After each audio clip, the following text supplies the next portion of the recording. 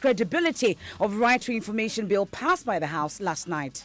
I believe that the government have already lost it.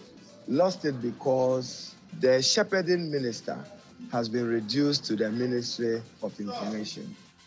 We have details plus reactions to that. Also, government steps up dialogue with civil society groups to disband activities of militia groups with a call on the police to arrest any person or groups calling themselves as such. When the president talks about legislation, he is talking about legislation that's going to target directly even the act of coming together to do some of these things. And probably talking about more stringent, penalties so that it will serve as a deterrent. And also tonight, the National Peace Council is engaging behind the scenes to get the two leading political parties to agree on date and venue for formal meeting to start. $1,000 ransom for those who hacked down transmission tower, as energy expert describes it as an act of terrorism. I want to offer a reward of $1,000 to whoever will give a tip-off to the police. That will lead to the successful arrest of whoever did that. Why is it so important to you that you want to put your money on it? We need to know the motive behind why somebody will risk his life to go and hack down that pole. We have details as minority rules out political sabotage, but rather an insider job. And in business, Citi's challenges worsened as it hit 5 Ghana cedis for the 3 pesos at the end of trading today. And later in sports, Ghana's William Amponsa's ambition of competing at this year's Boston Marathon under threat as the bureaucracy delays visa acquisition. And later, lack of space and equipment at the neonatal intensive care unit of the Insam government hospital forces officials to keep preterm babies on tabletops and on drawers. Yeah, man, baby caught and so on. Can't sit near the atutu. And granny baby did that table. There are no proper courts.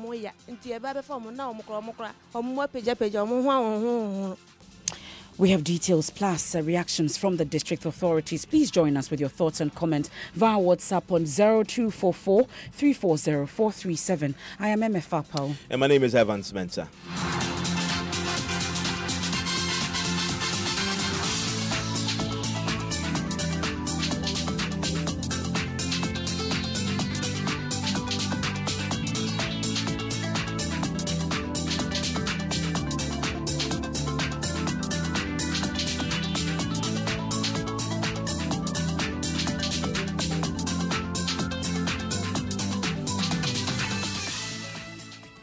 And Minority Leader Haruna Idrisi tonight says the right to information bill passed by the House last night does not have enough policy credibility. Well, he says last-minute amendment to make the information minister the supervising minister instead of the Attorney General was a bad move. Now, Mr. Idrisi says RTI is a corruption-fighting legislation and should be shepherded by the Attorney General.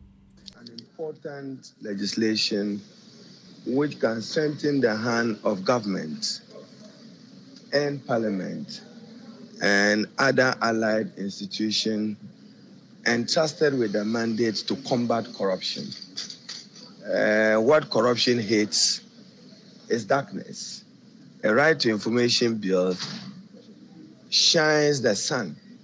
So right to information belongs to what we, in governance on corruption, a shine legislation. I believe that the government have already lost it. Lost it because the shepherding minister has been reduced to the Ministry of Information. Right to information is not about propaganda or government information or government misinformation. It's about the right of access to information to aid in exposing what decisions that the executive, Parliament and others may take. So in my view, to substitute the Attorney General for the Minister of Information itself waters down the policy credibility of a right to information.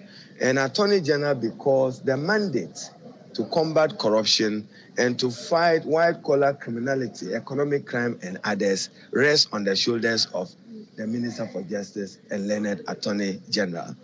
And the interesting thing about this comment of the minority leader is that some among his own ranks in Parliament disagree with him. And Mahama Yariga, who himself used to be information minister, says that his leader's position cannot be the the position that the law should take? No, I don't think so. I don't think the fact that it is now the Minister of Information has any impact negatively on the outcome.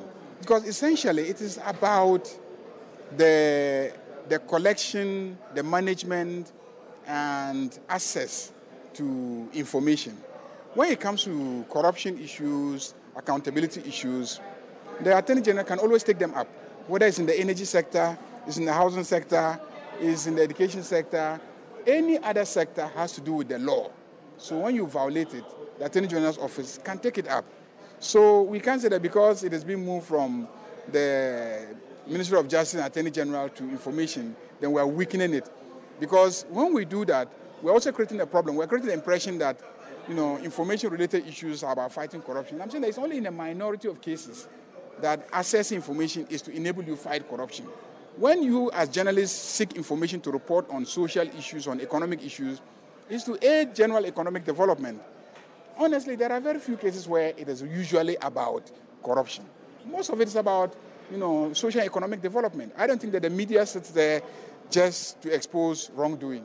The media sits there to throw light on economic issues, on social issues, on development issues generally, and where corruption and abuse is impeding progress in these areas, then the media also throws light on that and wants information to be able to throw light on that. But principally, it is not about, fighting corruption or abuse. So that's Mahama Ayariga, former chairman of Parliament's Subsidiary Legislation Committee, disagreeing with the minority leader's position. But let's get some answers to why that last-minute amendment to change the shepherding of this right to information bill from the Attorney General to the Information Ministry. And Ben Abdullah is chairman of Constitutional and Legal Affairs, joins us on the line. We're grateful for your time here on NEWSNITE. So what thinking went into this last-minute amendment? Well, thank you very much. And good evening to your listeners. The idea just came at a time when we had done with the consideration stage and we were to go to the third reading of the bill. And then the proposal came that why don't we change the ministry from the Ministry of Justice to the Ministry of Information? Once the Ministry of Information is already in the business of dealing with information. So you realize that this was a major policy shift. So a sort of decision had to be taken at the top. And then the bill was then held in abeyance for a while. And at the end of the day, I think the two ministries plus leadership in Parliament came to a compromise that the Ministry of Justice, which was the original ministry to have oversight responsibility over the right to information law, should be shifted to the Ministry of Information. That is how come the whole thing shifted from the Ministry of Justice to the Ministry of Information. And I don't think that should be a cause or a source of worry, because in any case, what role does the Ministry of Information will be playing? Or what role will the Minister of Information be playing? All that it will do is to have an oversight responsibility over the right to information, over the public institutions. But you see, information that is applied for is not given by the Minister of Information.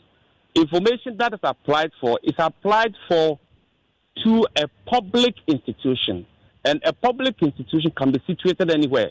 It can be situated within my constituency, for instance, Offense South. It can be situated within Offense North. So if somebody wants information from, let's say, Offense South or Offense North, the application, the grant or refusal thereof is not determined by the Minister of Information. So I don't foresee a situation where the Ministry of Information can torpedo a process for the grant of an application to access information. But the real argument, at least for the minority leader, for instance, is that the RTI is not just for the provision of information, but it is to fight corruption. Hence, it should be shepherded by the Attorney General's Department and not the Information Ministry. A call you don't agree with? then what it therefore means that if his argument is anything to go by, then we should make the Ministry of Justice and then Attorney General's Department an oversight ministry over all the ministries and over all the public institutions in Ghana. Because wherever a criminal matter arises, it is the responsibility of the Attorney General to prosecute that criminal matter. So it doesn't matter where it is coming from, whether it is coming from the Ministry of Justice itself, or it is coming from the Ministry of Information, or it is coming from any other public institution at all. That responsibility is reserved exclusively to the Ministry of Justice. And in any case, this time around, even corruption matters are not dealt with by the Attorney General. Corruption matters are dealt with by the Office of the Special Prosecutor. Any corruption matter that arises, or any related corruption matter that arises, we all do know with the passage of the Office of the Special Prosecutor law, it is not the responsibility of the AG to deal with same. It is the responsibility of the Office of the Special Prosecutor.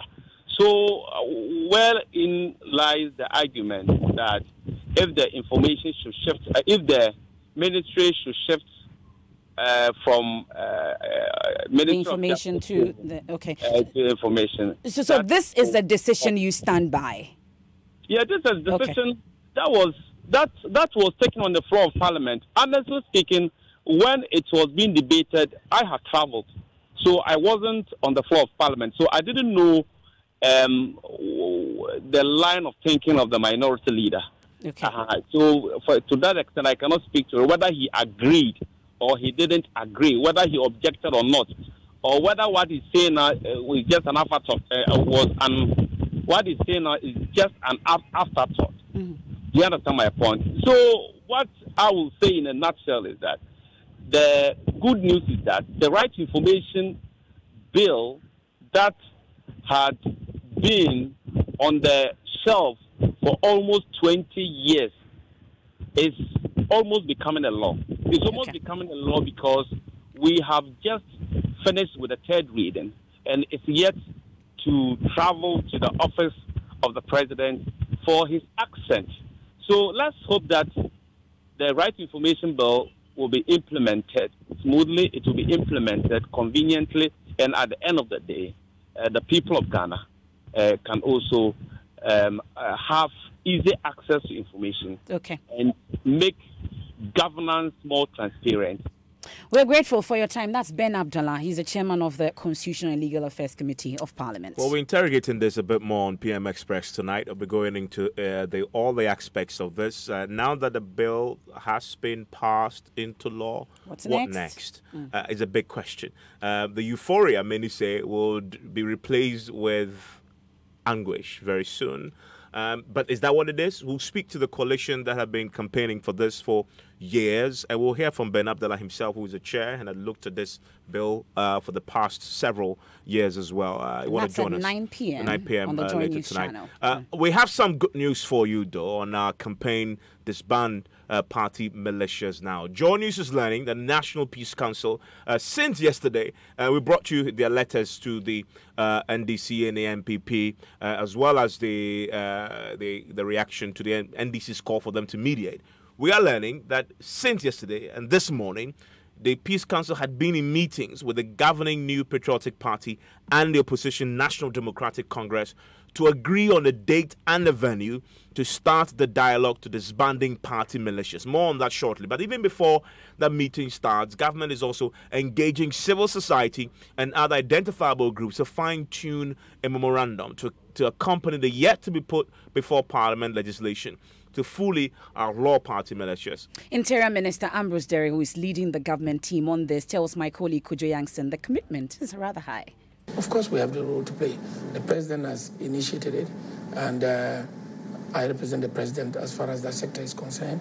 We've had several meetings with the CSOs in Accra and outside Accra, and we continue to talk every day. Just yesterday, I met Dr. Vladimir Nchidanso, and we continue to talk to them on an individual and group basis. Yes, we have to pray. And We are committed to make sure that this happens and to say that we would not allow any such vigilance. We would arrest you and deal with you. Clearly the dialogue? You do recognize the threat, but I want to put it in context. You know, these militia groups of vigilantism, which means people who take the law into their own hands to try to implement the law when they are not authorized to do so. You are a much younger man, but when I was growing up, even as a boy, we were told stories about the action troopers and action groupers in the First Republic. And if you realize there's this Ghanaian tendency of people wanting to take the law into their own hands. So, Jilo, and they point at you and people are just going to chase you. I'm afraid many innocent people would have been killed that way. That manifests itself in the most ugly way when we had the murder of the Major Muhammad. And so it has been this creeping, attitude that has been in the system. What I want to make clear about what I see about the president is that he does not want things to fester. We all now know that Boko Haram started as a vigilante group, and we are not going to allow that development to get to that state at all. And that's why he was very clear from the beginning. And I want to, you interviewed me before, I told you this. He said, look, we have to deal with vigilantes. It doesn't matter, and he has no political color. And so in two instances, we had our own constituency chairman arrested and dealt with. But now I'm happy that the president's call has been heeded by the NDC. Look, when it comes to security, it's a collective effort. And the bullet knows no political color. Death, when the threats, assassinations, kidnapping, there are things that we should not allow to happen. And so I'm happy that now there appears to be considerable consensus, and I believe that we can work together to bring this to an end. And in doing so, let me put it in context. That some people will say, what laws is the president bringing about? Yes, there are laws already. Laws on assault, laws on damage to property and residence, but most of them are misdemeanors. And in our present law, the Courts Act encourages resolution of such matters. So in fact, it's because of the president's stance on the matter that we closed resolution as an option. We said no. But then when you go to court, you'll come out with sentences that might be surprising to you, because it might be a fine, and that is not punitive enough. So when the president talks about legislation, he is talking about legislation that's going to target directly even the act of coming together to do some of these things, and probably talking about more stringent, penalties, so that it will serve as a deterrent. But I do want to acknowledge that you, members of the media, have been very good. That is the Interior Minister. Well, the Interior Minister, you remember the documentary that we did, MFA, that militia in the heart of the nation generated a lot of talk. The Interior Minister had the chance today to speak to it as well. This is his position on that matter. After the clip, no police went there. So what the government themselves said in the statement from the Ministry of Information is that sometime back in August, last joint team of police and military or so had to go and remove them from this location. So, I mean, I'm saying I'm not even going to touch the fact that they had to be removed from a place where they were encroaching, which is also an offense. I won't ask why they haven't been arrested for that. But I'm asking why, when they describe themselves as a security group, they're still not being arrested for operating without a license. Let me make this clear. If you don't have a license and you operate as a security group, I would make sure you are arrested. That is an offense. If you pretend or write anything on your chest, security man, and you are moving around, I cannot arrest you. That's not an act of security. Have you got that? Have you got the distinction? Listen. I'd like to say it again. Let me say it again.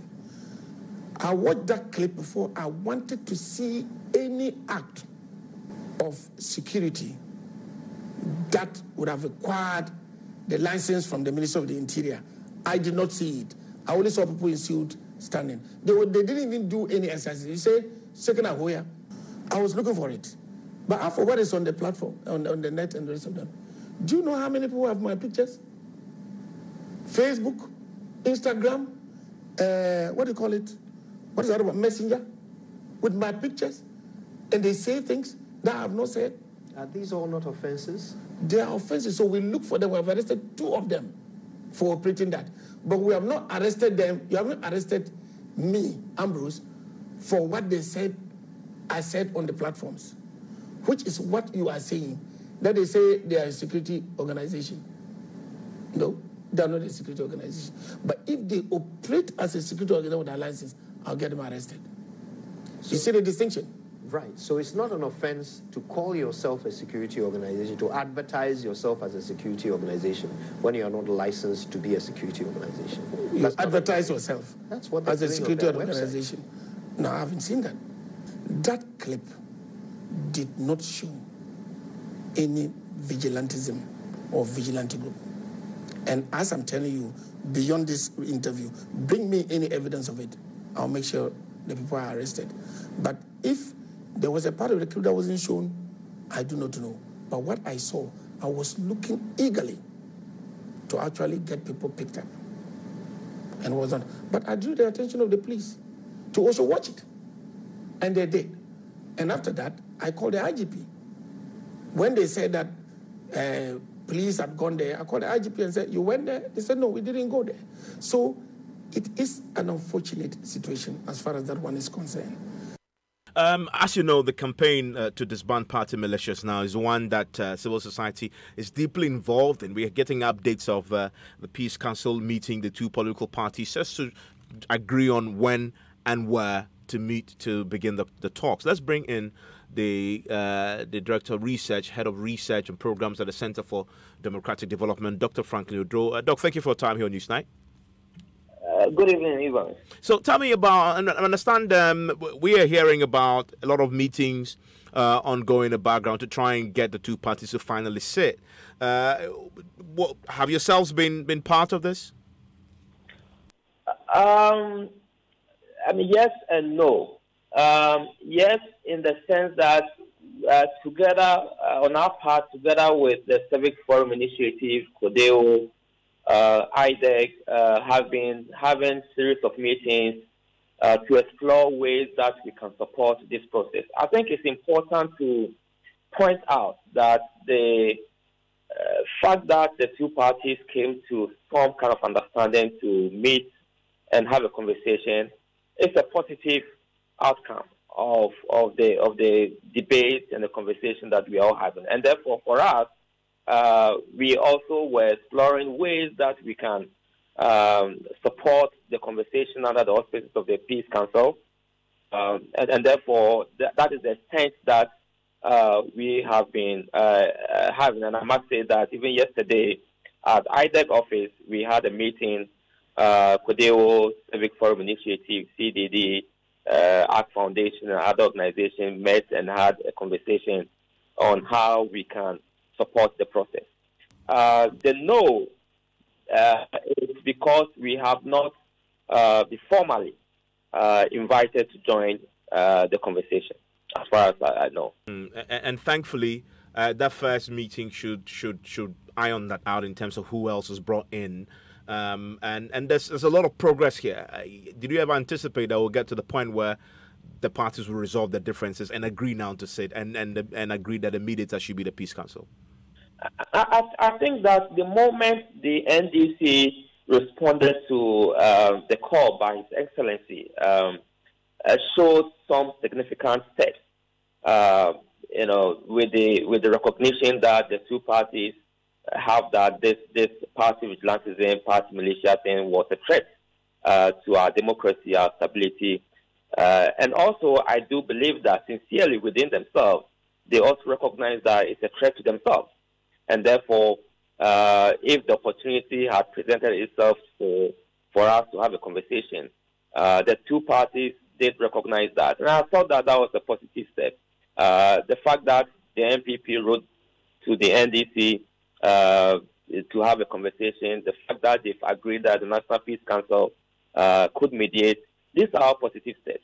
But of course, we know that mediations and conversations do not come easily. We're going to have some seating problems. People have positions. people have ideas, they will attempt to stand by them. They will attempt to raise issues and demand things from the other party. But that is the beauty of negotiations. That's the beauty of mediation. And that's why I think the National Peace Council stands as a very good organization and platform to undertake this exercise. But I think it's positive that these two parties have started talking.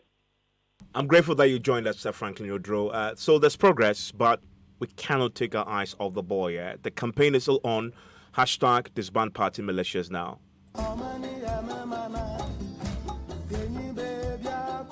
We want you to know that if you don't disband private criminal militia groups, we will not vote for you because we are scared. The time has come for us as a political class to say that this development is not good for the future of this country. The NPP has been guilty, the NDC has been guilty in terms of these groups. And so both the NDC and the NPP will have to find a way of engaging the base of our parties. The NCC will continue to condemn, name and shame all political parties who endorse, support and or identify themselves with any of these groups until these groups are disbanded, word and in deed. If voluntary disbandment by the parties is not feasible, then I will initiate legislation in the matter. Joy News, God bless you. If you were not there, Nana Akufo-Addo today will not be making noise about how to disband vigilante groups. We salute you, Joy. We know them, the individuals in party militias. We know those who fund them. Let's use this to put pressure on the politicians to disband party militias now. They remain a major threat to our democracy as a nation. Hashtag disband party militias now. You don't need macho men to be able to help you win elections. Hashtag disband party militias now. Disband party militias now.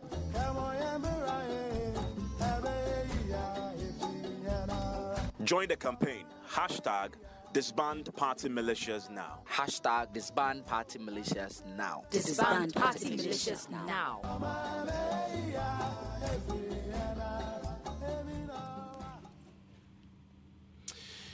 Don't forget, disband party militias now. Now, lack of space and equipment at the neonatal intensive care unit at the Nsawam Government Hospital has forced officials to keep preterm babies on tabletops and on drawers. The situation, according to authorities there, is exposing the children to unhealthy conditions, which could result in increase in neonatal deaths. Komla Adom reports. We've been admitted here so my babies can gain the right weight. Evelyn is just one of many mothers here keeping watch over their preterm babies. In an overcrowded makeshift room, 10 mothers are crammed here, breastfeeding their preterm babies. They occasionally wipe out sweat from their faces in the room with poor ventilation. Cindy has been here for nearly a week. Our babies are exposed to diseases. The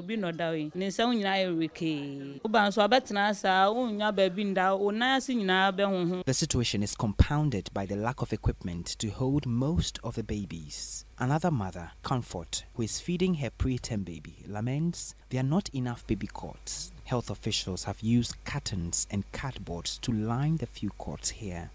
Some of the babies are put on tables, and that is dangerous. Some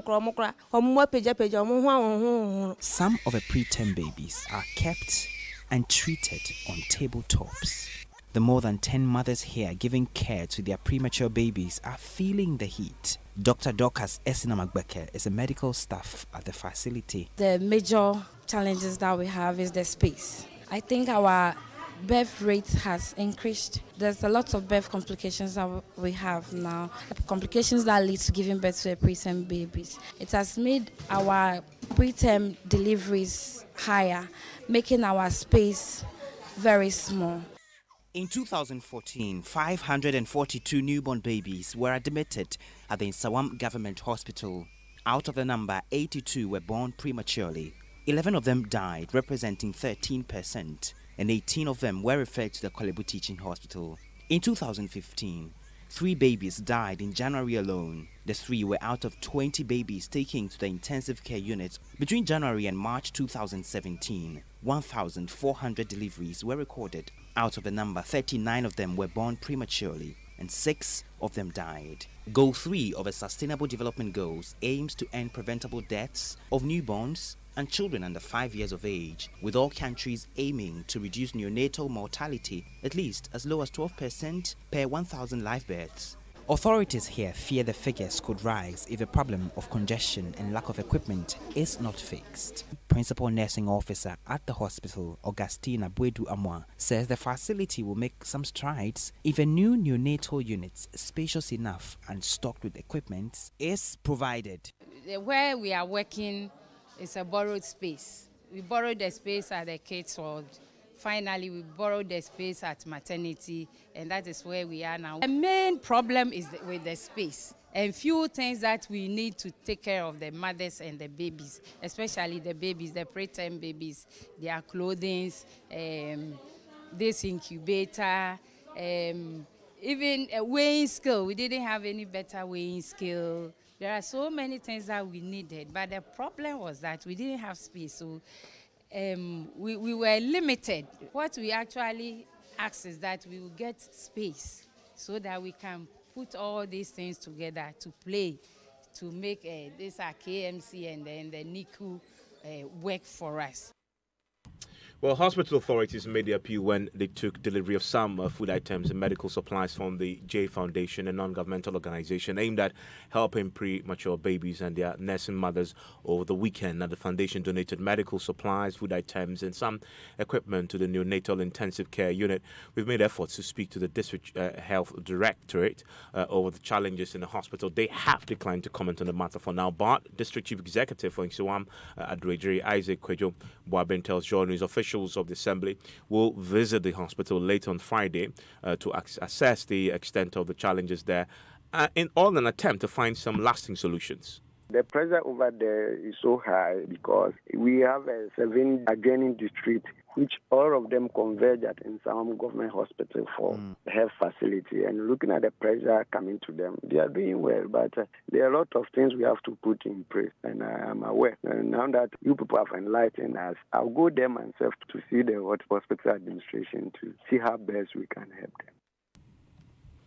So that's the District Chief Executive holding Nsawam Adrejiri Municipal Assembly there, Kwejo Boaben, speaking to us on the situation there. And a few of us have sent us messages on this because it appears you're experiencing it. This is from Michael. It says, it's unfortunately the health delivery situation in Nsawam. This is just a glimpse of the situation in most health facilities across the country. I've not seen expansion over the years. Unfortunately, leaders have funds to celebrate a Eurobond loan, but not prioritize health of the ordinary Ghanaian. And as Michael there, keep your messages coming through. Send us a WhatsApp 0244340437. Let's do some business now. Hello, George. Hi, Evans. What are you saying about the dollar? Well, I'm telling you that today, if you want to get $1, you need about 5 Ghana cedis, 43 pesos. But it dropped all the way to almost 5.1. Yeah. And it looks like there's some development on the FX market, and that is what we've seen this. But Evans, the good news is that those who would ask the Nasikano Wahin, the Eurobond cash is finally set to hit Bank of Ghana's account tomorrow. Okay. That's about $3 billion. Yeah, we hope that it brings us down all the way. That could again deal with the issues of sentiment, because we also understand that the Bank of Ghana has been quite heavy on the market, but it looks like people are still not sure about the outlook, and people are going out to demand more dollars. And I'll tell you more in business. The business news on NEWSNITE is brought to you by MTN Business. Welcome to the new world of business. Kingdom Books and Stationery, your number one-stop shop for all your office essentials. And First National Bank, we are the bank that understands your business. First National Bank, how can we help you? It's your day off and you end up looking after the baby while your wife goes off to work. You realize you have no idea how to change a diaper. So you video call your wife. Hello, darling. Hello? Hello? Kojo, is everything all right? Everything is all right. I'm not seeing Topo. How do I change a baby's diaper, please? Kojo. Okay, first, put the diaper. The video call freezes. While you wait for the internet to catch up, the baby sprouts a fountain and wets the diaper. As you are getting a new one, your wife comes back online. Kojo, no. Why did you leave Abeku alone on the bed? But I had to go and get a new diaper. What must I do next? I beg, quick. Open the front of the diaper. It's the side that has... Wow, look, the video freezes again. Abba. By now, you know where the conversation is going. There's no buffering in real life, so why accept it from your internet connection? Get connected and experience ultra-fast internet to your home, powered by MTN Fiber Broadband. We're there for you, everywhere you go.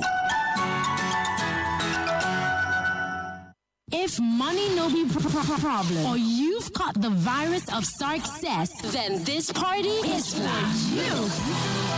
SC Connect Garden Party is a unique blend of fun, music, and good food. Come connect while having the time of your life with talents like Sonic at the Polo Grounds as we network and enjoy the community of SC Mobile. To get an invite to this party, simply download the SC Mobile digital banking app, activate and fund your account with a minimum of 200 Ghana cedis. The SC Connect Garden Party is happening on Saturday, 30th of March. Pick up your tickets at the Polo Grounds before then. It's gonna be awesome. You can't miss out. Visit the app or Play Store now and hashtag Be Unstoppable. Call our Client Care Center toll free on 0800 740 100 on all networks or email digitalbanking.gh@sc.com. Standard Chartered. Here for good. Terms and conditions apply.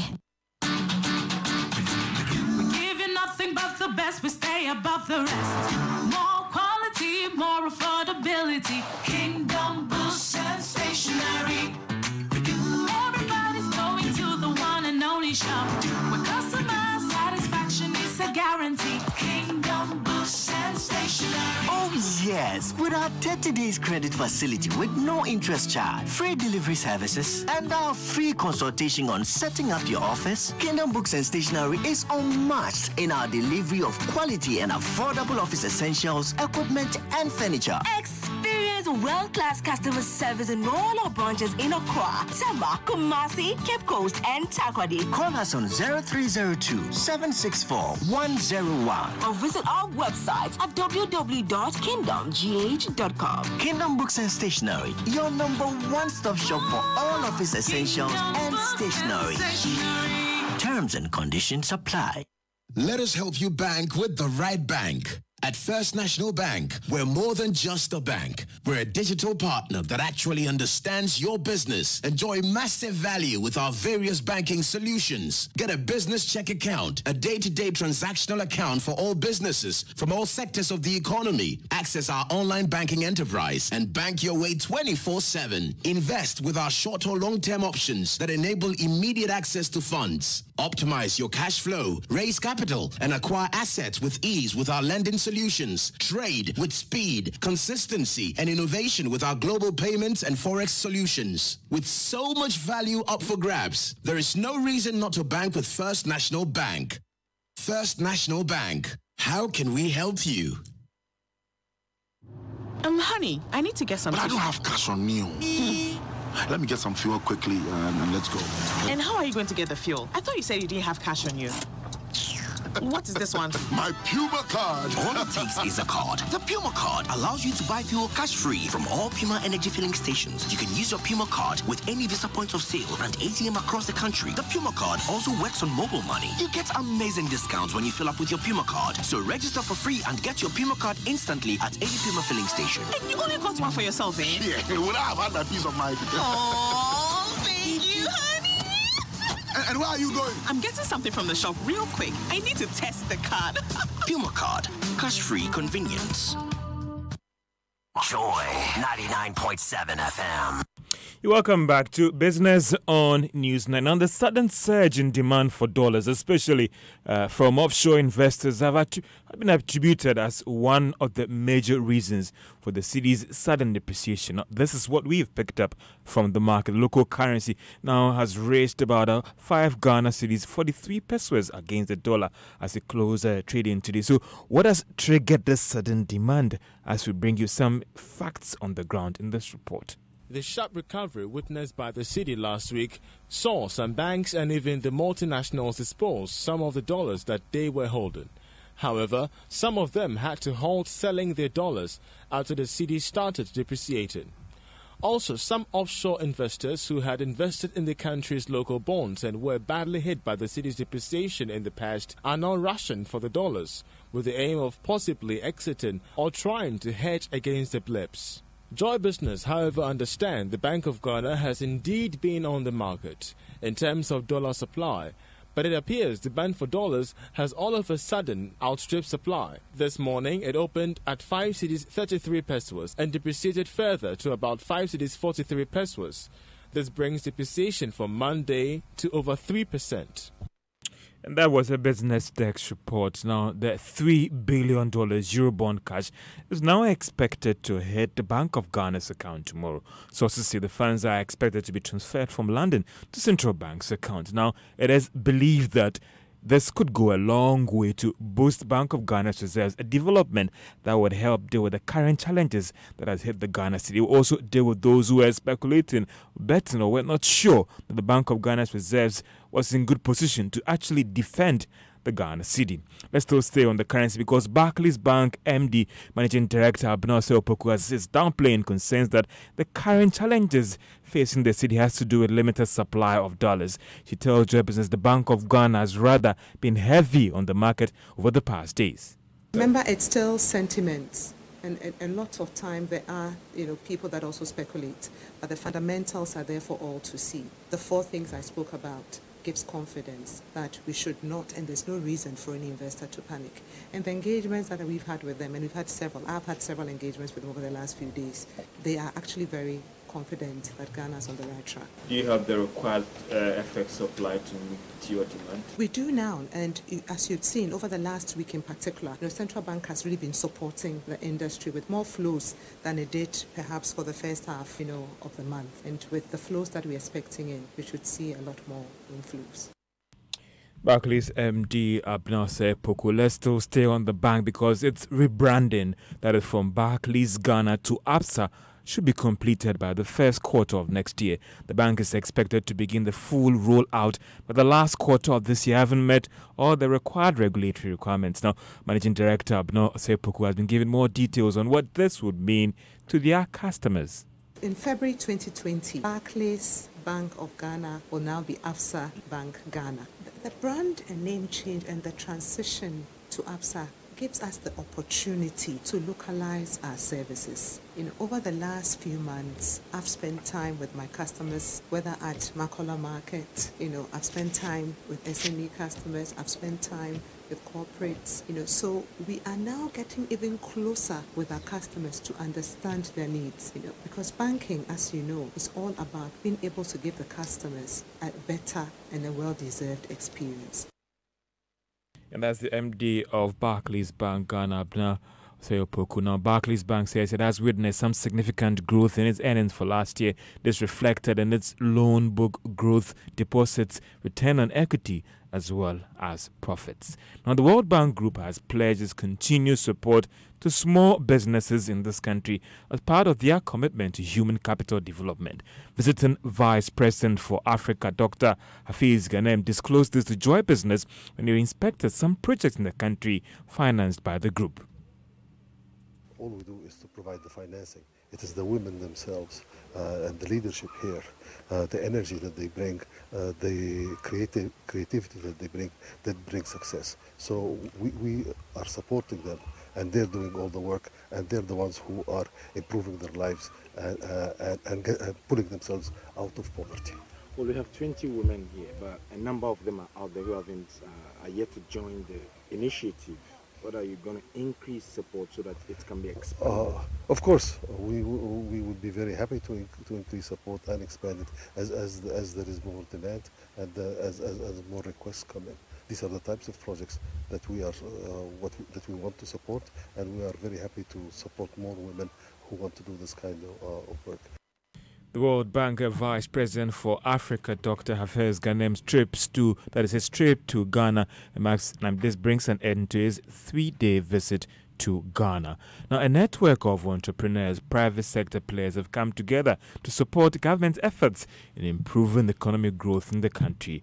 Known as the Sea Transformation Network, a Silicon Valley model group is aimed at helping small entrepreneurs to reduce poverty in the country. Let's Constance Swanika, as president of Sea Transformation Network Ghana. And looking at how, using that mindset in Silicon Valley, how do they translate that to business leaders in companies that are in developing economies? Because they realize from statistics that they have, this is a research university, that companies in transforming economies are unable to, grow from that SME level. But if we're talking about reducing poverty, creating jobs, more jobs in countries that we have huge population explosions, then there's the need to focus on businesses to help them grow to the level at which we're able to reduce poverty levels, hire more people.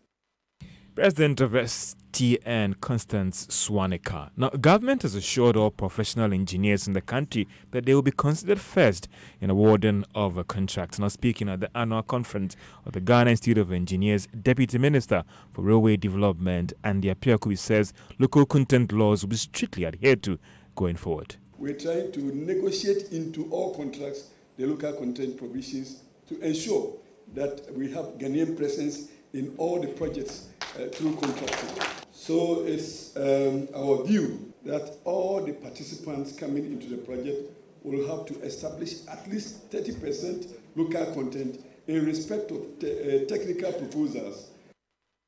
Deputy Minister for Railway Development, Andy Apiakubi, and that's all for Business on Newsnight.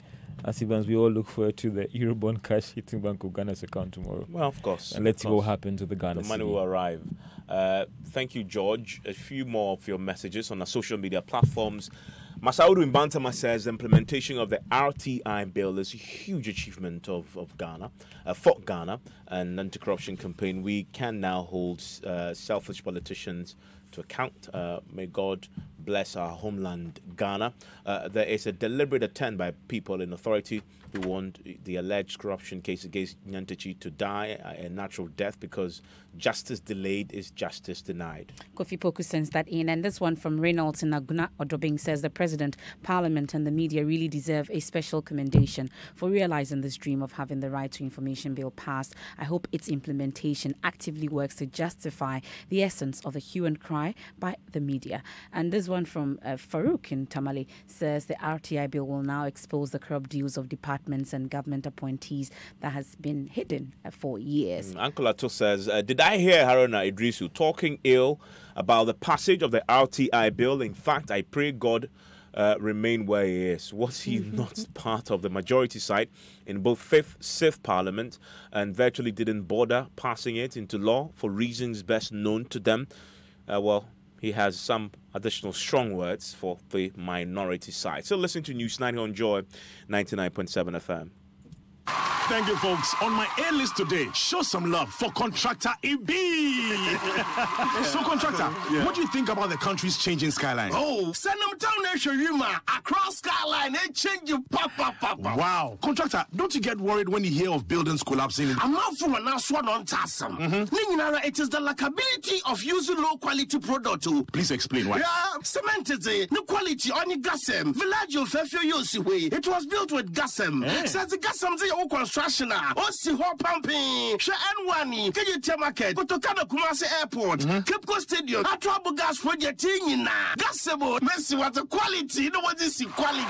Gasem, 3 cement grades, greater value. Gasem, the nation builder. This is what you've been waiting for. The internet experience you've been dreaming about. Welcome to Vodafone's Gigabit Net. Music, pictures, and large documents downloaded in seconds. Lessons from your favorite online masterclass streamed right into your bedroom. Video calls with friends anywhere in the world. Be part of the real 4G experience on Vodafone's Gigabit Net at amazing speeds and seamless connectivity. With Vodafone's Gigabit Net, it's not downloading, it's downloaded. It's not sending, it's sent. It's not buffering, it's streaming. Switch to Vodafone and get the real 4G experience on Ghana's only Gigabit network. The future is exciting. Ready? Here's what people are saying about the GCB Easy Pick. It just makes sense. It just makes sense. It just makes sense. It just makes sense. Yes, saving makes a lot more sense now. GCB Bank will pay for anything you buy from phones, TVs, air conditioners, generators, solar equipment to roofing sheets from any GCB partner shop. And you can pay back later at a reduced price of up to 25% in discounts. Simply walk into any GCB partner shop, pick up what you want at a GCB discount price and fill a form. GCB will pay for you so you can pay back later in installments. Go, get it sooner, get it cheaper, pay later. GCB Easy Pick, it just makes sense. Terms and conditions apply. GCB Bank, your bank for life. Joy 99.7 FM. It's NEWSNITE is on Joy 99.7 FM. My name is Evans Mensah. I am MFA Paul. And Hans Mensah Ando is joining us with the latest from the world of sports. But Hans, I know you love writing, but also love reading. And tonight we'll be crossing over live just at the top of the hour, 7. The Writers Project is back on. The Goethe Institute, together with the Writers Project of Ghana, they are tonight resuming their reading series after a 4-month break. And guess who is on tonight? Ace and Kuma will be their guest tonight. Wow. And so that's going to be an interesting one. He is the author of Is There Not a Cause to Rant? A collection of essays on social-political issues in Ghana seen through the lenses of a lawyer. Now, Is There Not a Cause to Rant is his first book and was published by Dakbabli. Is it happening where? This is a Writers Project of Ghana and the Goethe Institute, and so we'll be updating you shortly. But it's going to come to you live very shortly at 7. I'm looking forward to that. What's in sports tonight? Right, so Ghana's William Aposa's ambition of competing at this year's Boston Marathon seems to be under threat because of delays in visa acquisition. His manager, Charles Abeku-Forson, claims delays from the Athletics Association, Sports Authority and the Sports Ministry in issuing a letter in furtherance of his visa acquisition is threatening the boys' participation in the Boston Marathon. The issue right now is that William Aponsa has qualified to be at the Boston Marathon. He qualified when he went to the Dubai Marathon, and we decided to process have the visa. So we used the ministry and the Sports Authority so that we can get the visa as Ghana athlete to go. But it has been delayed all this while, and we haven't even gotten a letter that we are requesting for. We haven't gotten it to process the visa as at now, and as at now it's getting late, so we can't get any appointment at the U.S. Embassy. So unless the ministry and the Ghana Sports Authority and Athletics Association, whatever they need to do, they have to try the best that they can to push it through so that they can get the visa for the boy to go and compete at the Boston Marathon, because so far he's the first Ghanaian ever to qualify for that Boston Marathon.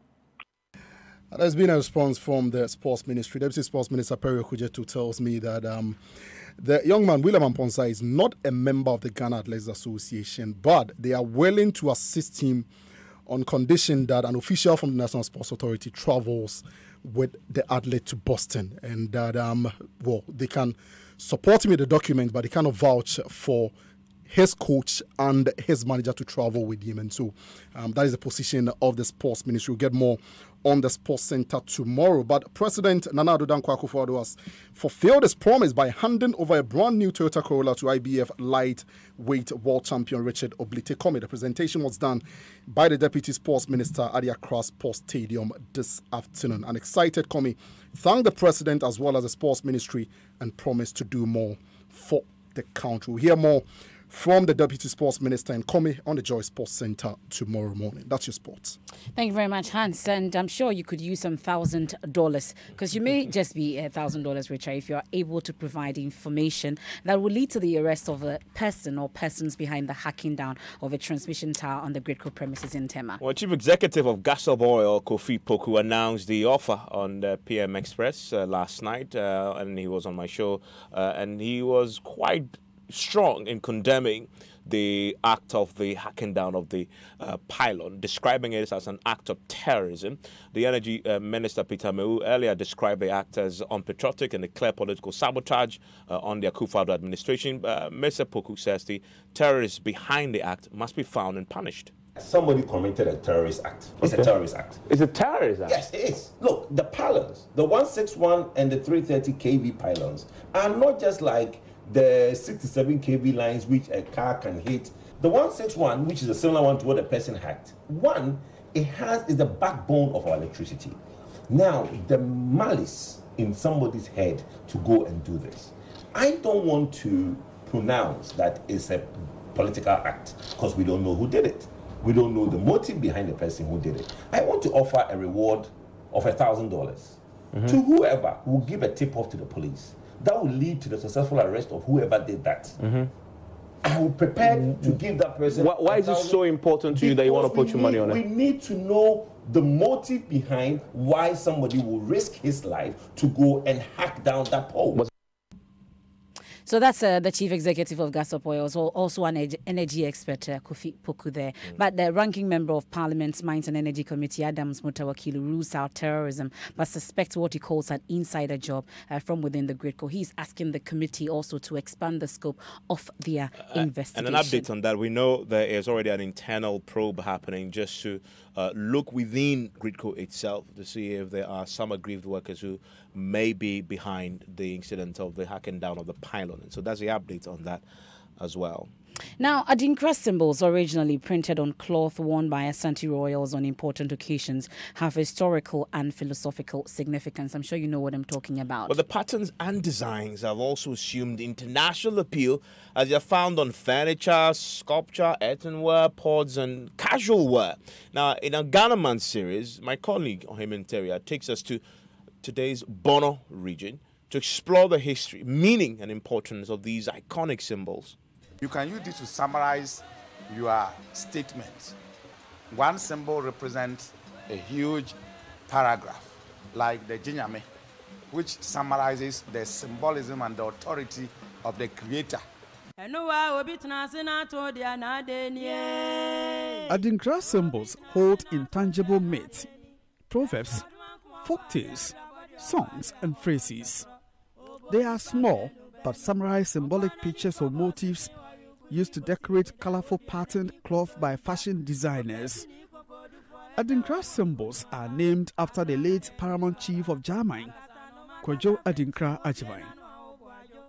In the 14th century, he led his people from Akwamufi in the present-day eastern region of Ghana to their current Jamai North and South districts of Ghana's Bono region, as well as Amenfi in eastern Cote d'Ivoire. Sumahine, Dr. Afram Brimpon III. Invention of these symbols came about when there was a strife within the kingdom of the Jamai. Nana Kojo Adinkra Ajimai, he got the symbols in dream. He drew it on a god, which he presented to his chiefs, and also interpreted the symbol as he saw it in his inspiration and dream. Able to use this symbol to quell the seemingly rancor and strife within the family. 59 other symbols were later designed by Nana Kojo Adinkra, which then became pattern for Bonontuma cloth, which later became known as Immunontuma by the Ashantis. Adinkra, which also means goodbye, used to be the preserve of Ashanti royals and spiritual leaders. It symbolizes the supremacy of the Ashanti nation. It shows where Otumfuo is, it shows where Otumfuo came from, and it shows where he is now. Today, in Ghana and other parts of the world, one can expect to spot the symbol almost everywhere. These students traveled from the United States to learn the Adinkra symbols and the printing of Adinkra cloth. I'm definitely going to wear this when I graduate. I'm going to wear this with my cap and gown, and then I might hang it up on my wall. My kids are going to need patience. Sumahine, Dr. Afram Brimpon III, wants to establish an Adinkra village to the honor of the late Kojo Adinkra Ajimai. First, he wants government to honor the man who invented the Adinkra symbols. I'm also appealing with the state that they should honor Nana Kojo Adinkra in a very significant way. Once this honor is bestowed on him, it will now send a signal that we are benefiting from this. From Suma Hinkro in the Bono region for Joy News, Ohiminteria reports. And that's it for our report, and we're going to continue with this exciting long month. And remember that there's a fantastic latest trip coming up, and Safari, the Savannah Safari, is also coming up. And later this weekend, you have to be part of that as well. They're going to travel all the way to the north to have fun. Make sure you're part of that, part of our Ghana Month celebrations here at Joy 99.7 FM.